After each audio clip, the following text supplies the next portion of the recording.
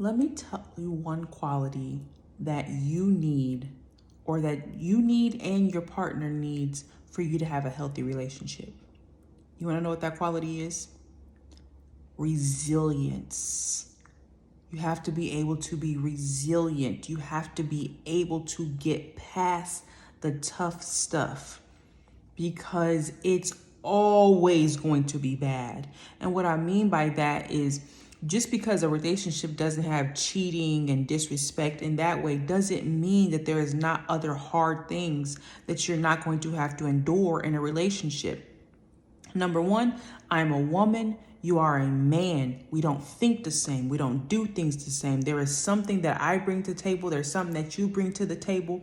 But we have to learn how to put our pride and ego to the side to be able to learn how to coincide and have that right, what's the word I want to use? Have that just an alignment with each other. But that takes learning each other.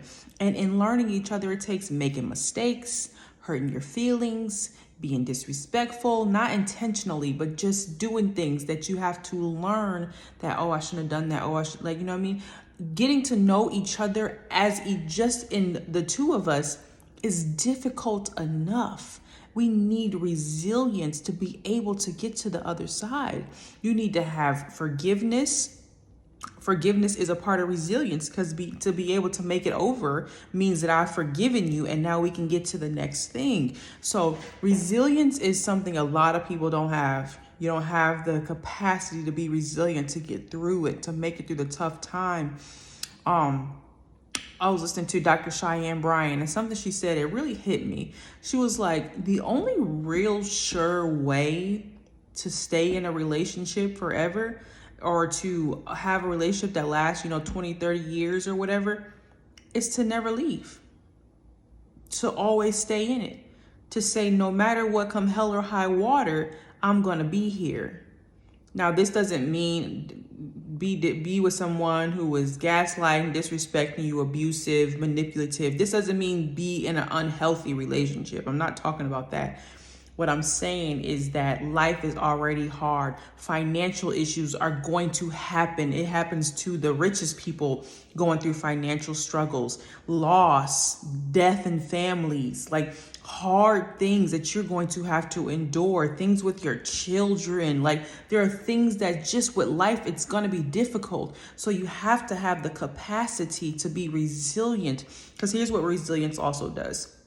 When you're resilient and you're able to make it past, you don't bring in a lot of outside stuff. What I mean by that is, when I'm able to get through to the other side, I'm not tapping out. Like most people who cheat and lie and go talking to other women and talking to other men, and they do those attention seeking things, it's because they don't have the capacity to make it through the tough thing. So they want an easy route. They want something that feels good in the moment. They want comfort for the time being.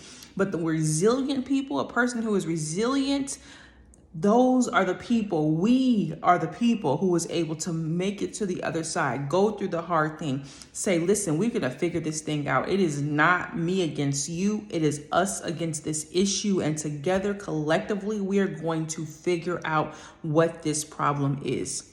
Take that thought process shift in your mind and say, ask if you're dating somebody, or you looking to date and you're looking for a relationship, for longevity, for marriage, ask them how they deal with conflict. That lets you know the level of resilience that they will have. A person that is able to be resilient, to overcome, to get through, that's able to endure the hard stuff and get through to the other side and don't tap out because of comfort, that's a person that's hard to find. That is an amazing quality to have when you want a healthy, loving, lasting relationship. So take that little tip with you.